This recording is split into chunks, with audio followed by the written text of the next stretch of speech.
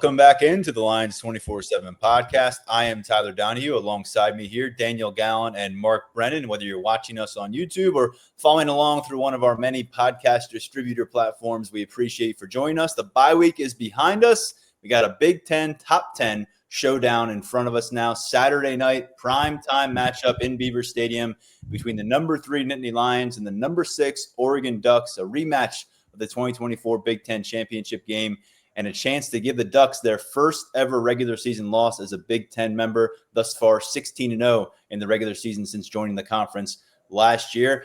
We don't have a game to look back at, but we have a lot to look through coming off of James Franklin's press conference, which got us back into Beaver Stadium on Monday afternoon. And first things first, the betting line, 3.5 points in favor of Penn State. We'll give you our predictions for this score on our third episode this week, which will drop Thursday night into Friday. Between now and then, we have a lot to talk about. Next episode, we'll have an Oregon beat writer to break down the Ducks in detail. But first things first, Mark, the stage is set. We've been waiting for this, whether you called the first 3 games preseason or you paid them a little bit more respect than that. Penn State ran through that. 123-17 was the cumulative score. We have raised plenty of concerns here on the podcast of why it wasn't exactly the perfect march through the first 3 games. But let's be honest, the curtain truly comes up on Saturday, and we got to see what kind of hand Penn State has in its deck through this entire offseason, through the preseason, whatever you want to call it. We get to see what this team's all about, I think, on Saturday.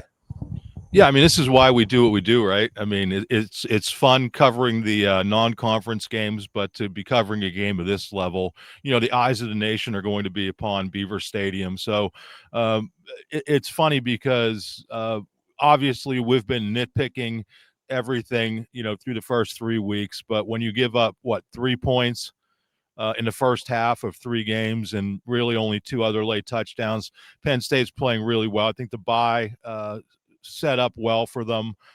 Defensively, they've been great. Special teams have been great. Some question marks on offense. So this is where all those questions are answered, and we're going to find out. It's going to be a lot more fun doing the report card out of this game than it was the first few because, you know, again, we were just nitpicking. So this is why we do what we do, and I'm looking forward to it. It was fun watching Oregon over the weekend, you know, seeing what they're all about. I think that's a legit program, obviously. I don't think they're in rebuilding mode. I think they're in reloading mode.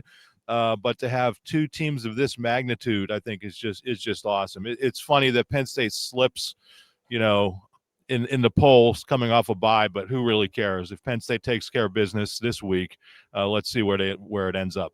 Yeah, quick segue into those rankings. Daniel Gallen does a great job handling those for us on Sundays. Did so again this week on the way down from South Bend. So we appreciate that, Daniel. But you look at the updated rankings, Ohio State remains number 1. Miami has supplanted Penn State at this point. A couple of ranked wins for them, and they come off of really just dominating the Florida Gators down in South Florida on Saturday. Penn State emerges from the bye week, down from 2 at number 3. LSU and Georgia follow 4 and 5. Then you get to Oregon at number 6. It's so early. Teams are still building their resumes. But quite frankly, Daniel, I think locally, certainly, and nationally, people want to see what these Nittany Lions are about, and they don't quite know yet. Definitely. I feel like we got slightly gypped with Penn State dropping down to 3, I think 2 weeks ago. Oregon slipped down. They're at like 4 or 5 down to 6. We got robbed out of that top 5 matchup. You know, top 6 doesn't have the quite the same ring to it. But yeah, I mean, I think you look at a lot of these teams around the country, a lot of them are in similar boats to Penn State in terms of what they did in the non-conference schedule. Others, you know, they have those things on their resume. Like Ohio State has that win over Texas. Miami, I mean, I don't think Florida is very good, but that is a legit SEC program with a really good defense, and you come out with a win, you know, in a very prominent night game. So a lot of moving, a lot of shaking. I think at this point in the season, like it's more enjoyable to see that movement in the polls because, you know, it means that people are taking into account, you know, these results on a weekly basis. But I think for Penn State, people want to know, and it goes beyond just what people want to know about the 2025 Nittany Lions. It's like people want to know about the entire James Franklin project over the past 12 years. Like, can you win one of these games? Can you get that result that has eluded you? the last couple times that you've been on the national stage. I know that the SMU game and the Boise State game, those were standalone college football playoff games, but they are graded differently given the opponent than the last two times you were in these really marquee situations, which would be the Big Ten championship game and then the Orange Bowl against Notre Dame. So I think you're going to have a lot of people tuning in that maybe those are the last two times that they watched Penn State and really took them seriously in a matchup like this. So everyone's going to be watching. College game day is going to be in State College. I think it's going to be a lot of fun. Whiteout is always an epic week. This one feels of particular importance because what you mentioned, Daniel, I mean, there is a crowd swarming here locally, nationally, with the knives sharpened, ready to pull up all those James Franklin statistics against top 10 opponents, I should say. In this social media managers everywhere have the infographics loaded on Monday. They're ready to go to get those retweets and likes on Saturday night if things go Oregon's way. And of course, we'll remind everyone out there how long these seasons go. We're talking about we're going to be hosting in-game podcasts for another 4 months potentially because of how this season could go. But Mark, how important is this matchup for Penn State? Not just the perception nationally, but perhaps internally as they march forward through this campaign. Yeah, I think we mentioned it earlier in the year. I forget at what point exactly, but this game in and of itself isn't going to make or break Penn State with respect to playing for an ultimate national title. I mean, I think those things will work themselves out later on. But from Franklin's perspective, yeah. I mean, he's got to start winning some of these games. I mean, he's gotten the program to a near elite level, and he's got to take that next step. And I bet he'd be the first one to admit that if you were given truth serum. I think it's big for Drew Aller, right? I mean, we have to see him get the job done against one of these opponents with so much on the line. And just for the program in general, I mean, not being able to take that final kind of step. Yeah, you get to the college football semifinals, but I think we all knew the road it took to get there. You can only play who's in front of you, but now you have to start winning these games. And I think when you look at what James Franklin has done with this program, facilities, top five, building it to where it is, it's been amazing. And I'm somebody who has covered the program forever. And, toward the end of the Paterno era, things weren't quite as successful, weren't nearly as successful year in and year out as they are now. But now people wanted you to take it to that next level. When the booing started, which game was it? Was it FIU? FIU. Mm-hmm.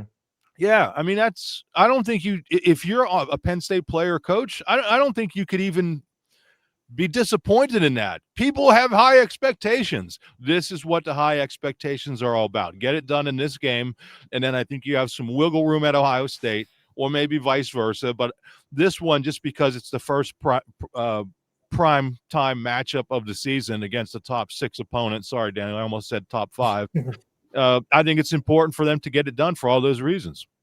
James Franklin said they need this place rocking. You referenced a few weeks back against FIU, kind of a sleepy game for Penn State in some ways along the way, especially offensively. There were some boos heard in Beaver Stadium. He wants a lot of volume, and he wants some cheering in Beaver Stadium this Saturday. He said, quote, "I'm expecting this to be an environment like no one has ever seen. We want to make it clearly obvious to everybody what is the most challenging and difficult environment to play in all of sports, let alone college football." He then issued a direct challenge to Penn State fans that said, hey, I know you usually like to stand up when it's third down or the ball's in the red zone or something really exciting or crucial happens, but you need to be standing up for first down, second down, third down, punts, kick coverage. He basically said, stay upright, and I'm sure he wants them making a lot of noise. Daniel, we have all shared in covering whiteouts together now. I think this will be our 4th season doing it. Last year, we got 3 of them. One in the playoff, one against Illinois, which was whiteout energy, and then one against Washington, which was the formal whiteout last year. But it's been a while since we saw them go toe-to-toe with a marquee Big Ten opponent. We've had Michigan and Ohio State matchups at noon. People lamenting about that. This feels a little bit different. I know the Auburn matchup was pretty exciting back in 2021, an SEC opponent, but this is going to have a different vibe all day long, I think. Yeah, I mean, you have to go back to 2019 for it to be like a real marquee Big Ten opponent in this big spot, in this big game. Yeah, I think the Auburn one, maybe that's like the closest that you get because you're coming out of COVID. It's the first whiteout with fans back in the stands in 2021. You had some buzz. It's just and so that one I think had novelty because of Auburn, because of that situation. But then the past 3 years, it's kind of like, okay, like sure, like these are big games, but not the biggest you can have. This one is the biggest that you can have at home, and Penn State, I think, got their wish, from the TV gods. So I think that when we get in there Saturday night, I mean, I think it's going to be a really exciting environment. James Franklin brought it up. They worked on that communication on the defensive side of the ball. That was something that came up talking to Jim Knowles, talking to Franklin during the bye week. Something that I think we could see in some of those games, them working through. And obviously that is the side of the ball that is really affected by that home crowd.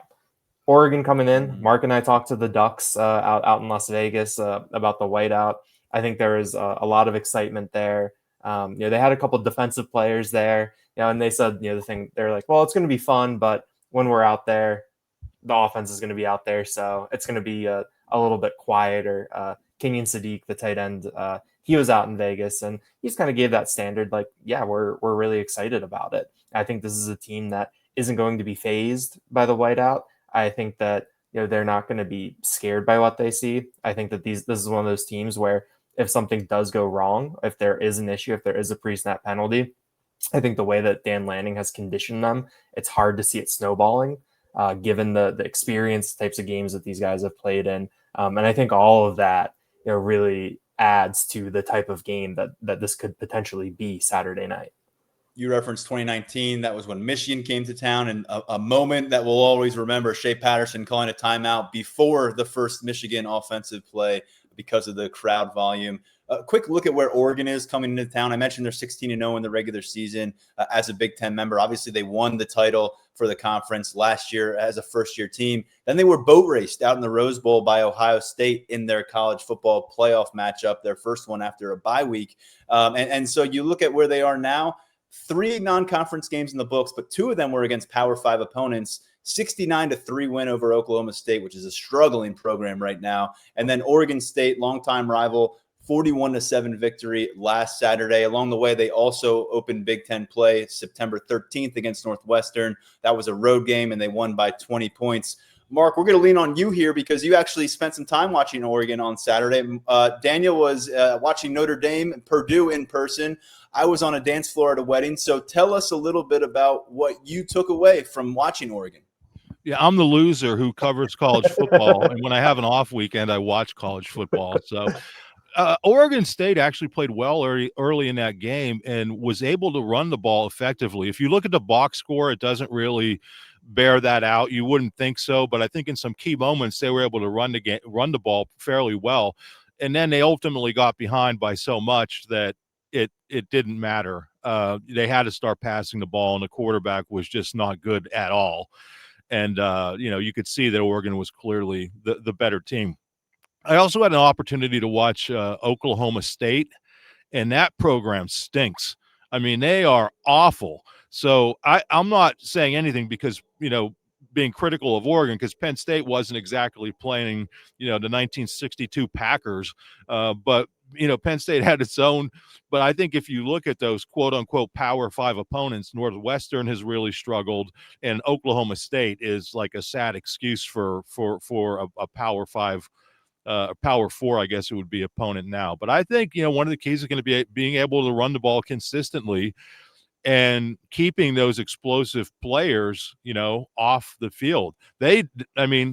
Dante Moore, we saw him. I don't think we ever saw him actually camp at Penn State, but we saw him visiting. I was going back and looking at some pictures of him looking miserable with Mike Yursich on a golf cart. Did you remember that? I mean, it's like, I look at that picture and I'm like, yeah, Penn State really never had a shot at this kid from Detroit. But I mean, go back and look at the photos. You'll see it. It's pretty funny. Yurcich like kicked back like he used to do. But he's a good quarterback. He's a really good quarterback. But I don't think he's good as Dylan Gabriel was last year. To me, Dylan Gabriel, when he played against Penn State, I thought he was just outstanding. So I think being able to run the ball and to get pressure on Moore, I think are going to be two of the real key things. A lot of explosive athletes on that team. I'm not telling you anything you don't already know about Oregon. But very good team, very well coached. But I think Penn State physicality is. James Franklin mentioned it today when we asked him about the health of the team.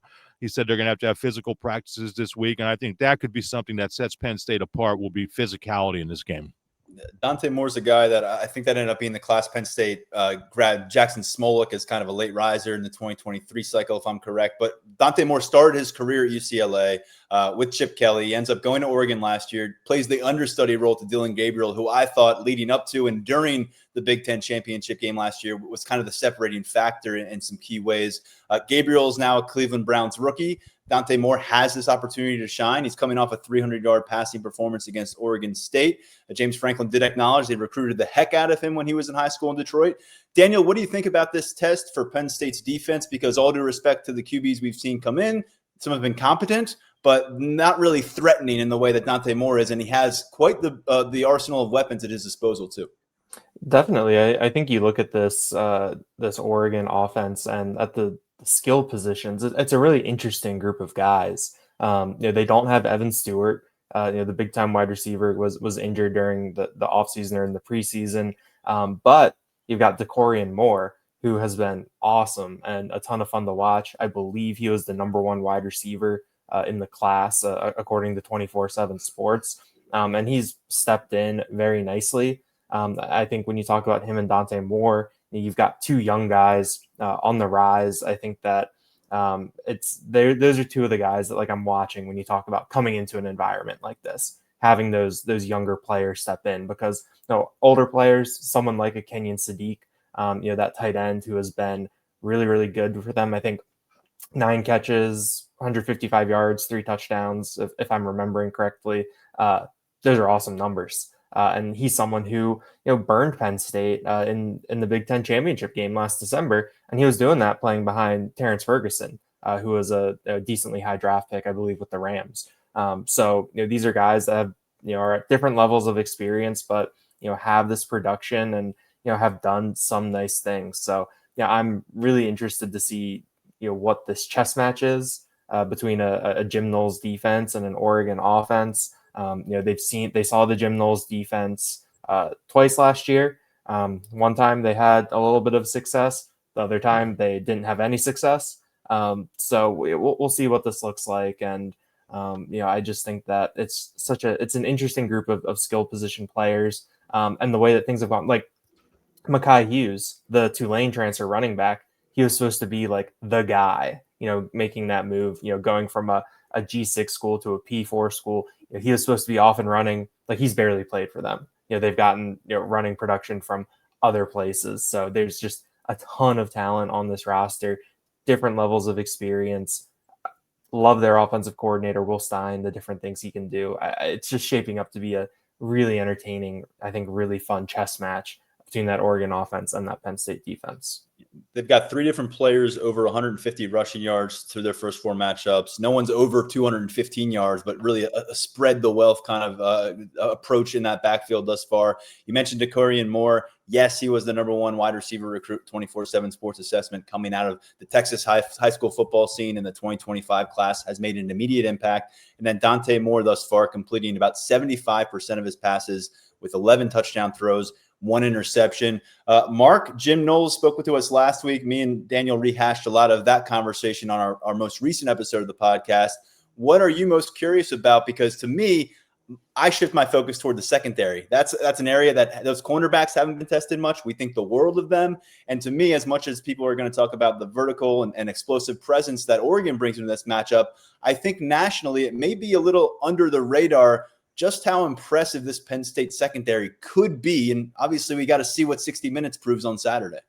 Yeah, going back to what Daniel said, the first game between Oregon and Ohio State last year. I think Oregon had about 500 yards, total yards. Second game, about 250. I'm rounding those numbers off. So obviously getting that second bite of the apple, he kind of learned some things. And I think that's going to benefit Penn State. I mean, now you've had, Knowles had 2 shots at them last year. Everybody else on that staff had 1 shot relatively recently. I mean, I know it was in the Big Ten championship game, but it's not like that much has personnel wise has changed, but I think schematic wise, what they do hasn't changed a whole heck of a lot. But yeah, I was tempted to ask Franklin about that today, and I may ask on Wednesday. My days are still getting messed up, but a guy like AJ Harris, I mean, how do you evaluate his first 3 games?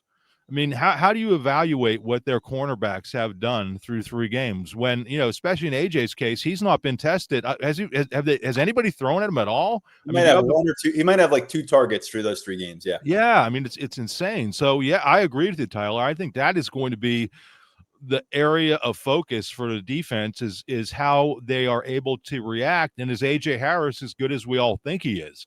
We've gone into seasons where we've thought Penn State had a lockdown cornerback, and it didn't turn out that way when they went up against the very best receivers that they've faced. Well, this is a very good passing game. You talked about Moore. He was up near 80% before this last game against Oregon State. So he's been extremely accurate, and that is going to be a real test for that secondary. And I think that's going to be another one of those keys that you're talking about. How does AJ Harris do? How does Washington do? We know what Zakee Wheatley's all about. King Mack, all of these guys, how are they going to react when they're going to be thrown at probably early and often? It's going to be a really good test for them. Yeah, 5-star quarterback talent, 5-star receiver talent. James Franklin was highly, highly complimentary of the tight end Sadiq that Daniel just talked about. He's over 17 yards per catch with those 3 touchdowns on the season thus far. And Daniel, speaking of the secondary, you brought it up to James Franklin today to close out the press conference. Jim Knowles told us last week that second safety spot next to Zakee Wheatley remains, I guess, unresolved in terms of who's locked in as the starter. King Mack got the start in game 3. Before that, Antoine Belgrave-Shorter, the redshirt freshman who kind of surprised people by grabbing that job in August. And then along the way, I mentioned this last podcast, I think, Dejan Lane, don't forget about him. He's led all safeties in snaps in each of the last 2 games. What did you make of James's answer to your question? Yeah, to go back to Mark's point about AJ Harris and the secondary, AJ Harris has been targeted in coverage the same amount of times as Jalen Harvey, Keon Wiley, and Denai Dennis Sutton. And that'll just be once. That was against Nevada in the opener. Nice nugget there. Yeah, but Tyler, I think you make a good point about the secondary being in the spotlight. And I think within that, obviously, yeah, like let's see what AJ Harris is about. Let's see what, Davian Collins and Elliott Washington, 2 other guys that we're learning. We want to learn a lot more about them because I think they're still in that category where we've heard a lot of really good things about them, but we haven't necessarily seen a lot of it, in high profile situations. And then with the safeties, against this kind of offense, beyond the passing game, but with the running game too, they talk about like you're the last line of defense. Anthony Poindexter, he says that there's no one behind the safeties to clean things up for you. And I think that this is this Oregon offense, both with their rushing attack, with their passing attack, that these safeties are really going to have to be on it, to maybe keep a gain to 15 yards instead of 65 yards. And next to Zakee Wheatley, who's going to be there? Who will we see the most? I thought James Franklin made a really good point when, in answering the question in terms of, there's 3 guys, King Mack, Antoine Belgrave-Shorter, Dejan Lane competing in preseason camp. And he said that with King Mack, when he didn't win the job, he didn't get phased. He's a veteran guy. I think that he's someone who in his career has already seen a ton of ups and downs, has seen a lot of adversity with, I think, how the past couple of years went with transferring to Alabama, what happened there, then deciding to come back. And he kept his head down and just kept at things. And I think that, that's something that Franklin says that younger players, if they have failure, if something doesn't go right, it's a little bit more difficult to do that. And so they've seen King Mack keep his head down and keep pushing, forward in that respect. Like Jim Knowles said, it really does seem like this is going to be, a week to week type of thing, open competition continuing. Each one of these players, I think, does things a little bit differently. bring something a little bit different to the table. Knowles brought up, what we can all see, that King Mac is on the smaller side, which can create some matchup issues. With Belgrave shorter and Lane, maybe you're looking a little bit more at the inexperience angle with them in terms of shortcomings. So you really have to figure out how to put this together next to Zachy Wheatley. But yeah, I think that's a spot that is going to be really worth watching on Saturday night. And we'll see who the first one out there is. It does seem like it could be King Mac, given what he did against Villanova and how James Franklin has been talking about him. But they want to get the best guys back there at that safety spot. Knowles talks about how important it is, to how he wants to do his defense, the type of communication you have to do. And I think you really got to be on point, especially in a game like this against Oregon. The aggressive way that King Mac has approached his return here on special teams, but really on defense, what we've seen the last couple matchups is really, really intriguing to me. If that holds true, I mean, he just seems to be a tone setter right now. But as you said, he's 5'9", 5'10". So yeah, the matchups there, it looks a lot different than Dejon Lane. Flipping it over to the offense. I mean, guys, this is probably the area of the field that's giving Penn State fans the most trepidation when they project forward what it's going to look like come 11 p.m. on Saturday night, what we might be discussing in the post-game podcast in the wee hours of the morning in Beaver Stadium. But Mark, I mean, there is nowhere to hide pretty soon. The offense is going to have to show what it's got on the field. Drew Aller, Nick Singleton and company. What is the biggest point for you right now of emphasis offensively as Penn State prepares for this Oregon matchup? I think Drew Aller being consistent. I mean, if he's consistent, they're going to be really good. But he wasn't consistent in the last two games. He wasn't making throws that we've seen him make. He's going to have to do that. I mean, it's imperative for him to play one of his better games, and that's why I think I mentioned it earlier. I think this is as big a game as this is for Franklin. I think this is also a big game for Drew Aller to prove that he's capable of beating this kind of opponent. And then, I mean, the second part would be the offensive line. You had Landon on last week, and he had some pretty good constructive criticism, I think, of that offensive line. I think all of us thought it was going to be more dominant at this point of the year, heading into the Big Ten. And I just think it's got to get its collective act together and be that dominant unit that most of us were expecting. The Nick Singleton thing, I think, is going to take care of itself. Franklin said again today he's got to let it rip. Are we just going to call him Rip Singleton from now on? But he's proven that he can do it. So I wouldn't be all that concerned. And then even if he does struggle, you have Katron Allen, who's playing at a really, really high level, the best football of his career. And he played really well at the end of last year. So as I look at it, as Aller goes, I think is going to be as the receivers go and the tight ends go. So to me, I think Aller is the key to this whole thing for Penn State offensively. Yeah, you mentioned what Katron Allen has looked like this season so far. Of course, like last winter, that was really a big coming out moment for him against Oregon in Indianapolis, and no one could tackle him, and he was racing past defenders. And so thus far, more of the same, although you're still not seeing him get 20 to 25 carries because he's sharing the ball with Nick Singleton. Daniel, how about you offensively? What are you most curious about? Because I know you weren't at the last game, but it was a little bit more the same where you felt like the offense could be ready to take off and then the drive doesn't get finished, or you felt like Nick Singleton would be ready to take off and then it's just not quite there for him. What do you want to see, and what do you think ultimately could be the tipping point for Penn State on Saturday? Drew Allers is the easy answer there, but I think we all sort of know, what's at stake for him, where things stand with him.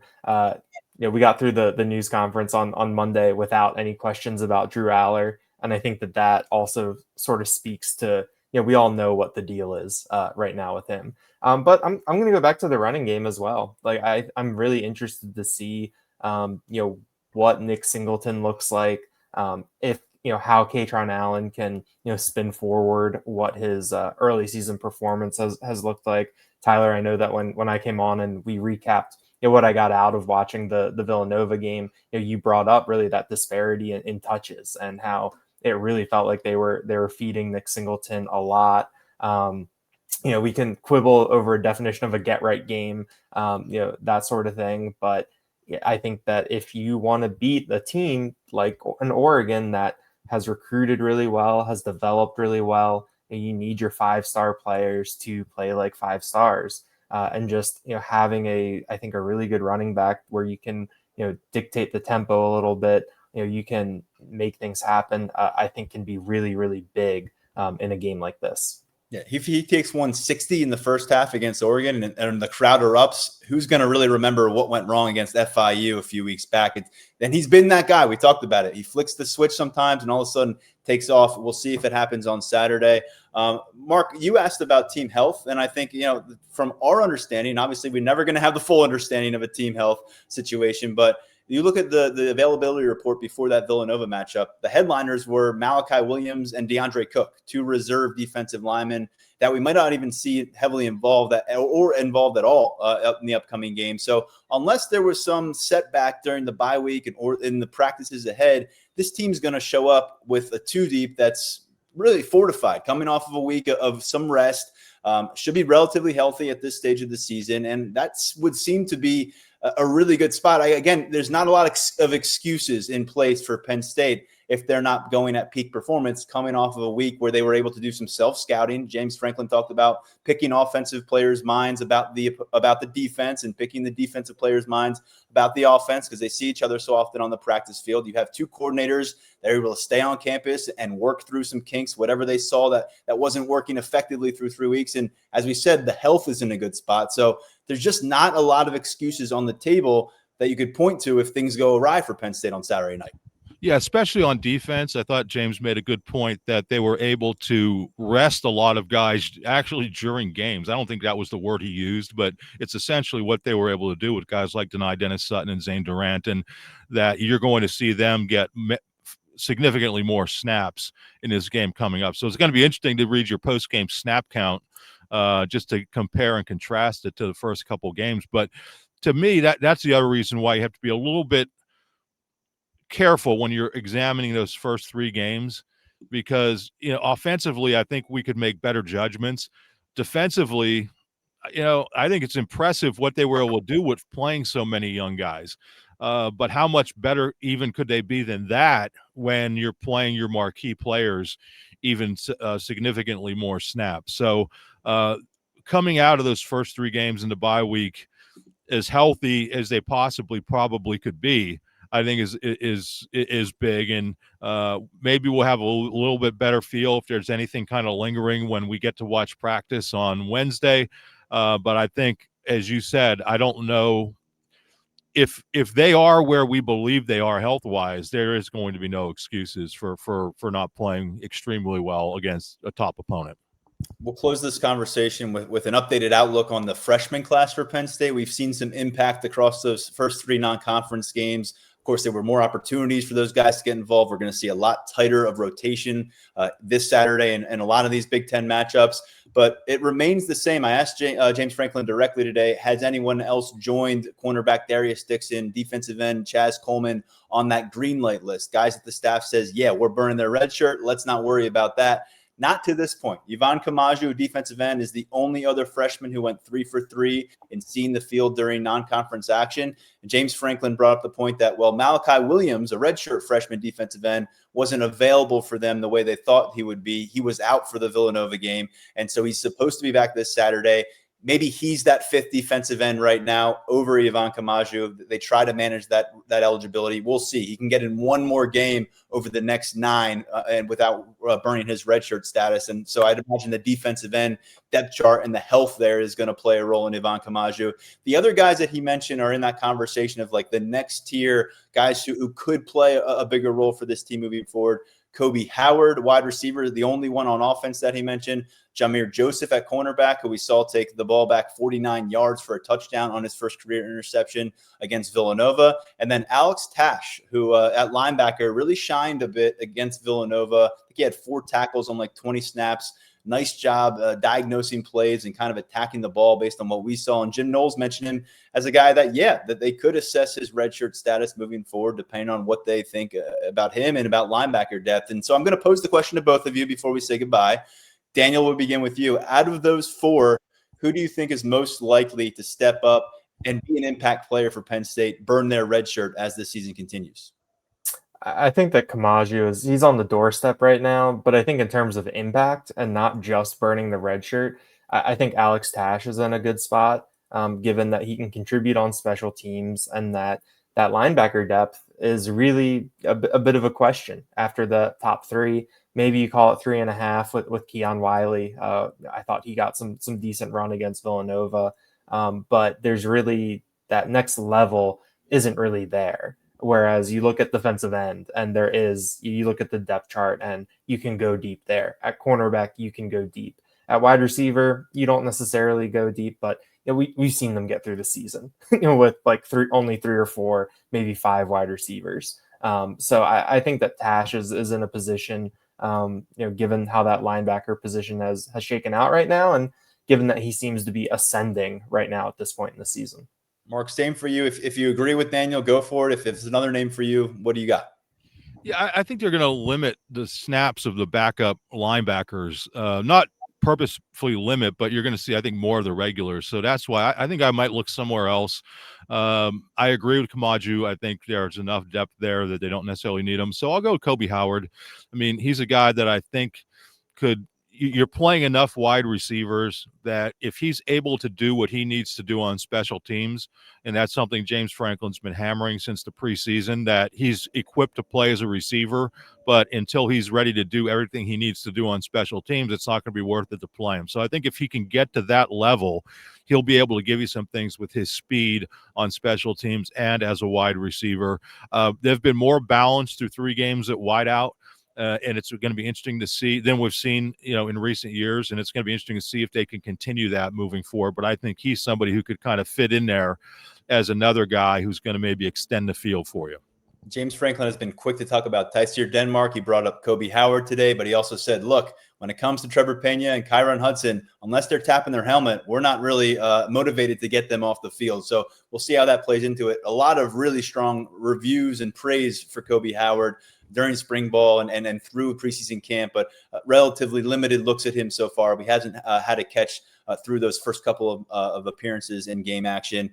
Guys, we're just getting started with Whiteout Week. We have a ton of coverage coming over at Lions247.com. Articles coming out of James Franklin's press conference today. We'll be back on the practice field Wednesday. You'll have our practice notebooks for offense and defense, photo gallery, video highlights, another chance to hear from James Franklin. Between now and then, we'll get you another podcast. It's going to feature commentary from an Oregon beat reporter, so we'll get a live look at their progress toward this matchup, and we'll get Tyler Calvaruso on because, of course, in the backdrop of this big matchup and a big football game that's going to take place in the field, Penn State is going to pack Beaver Stadium with top prospects.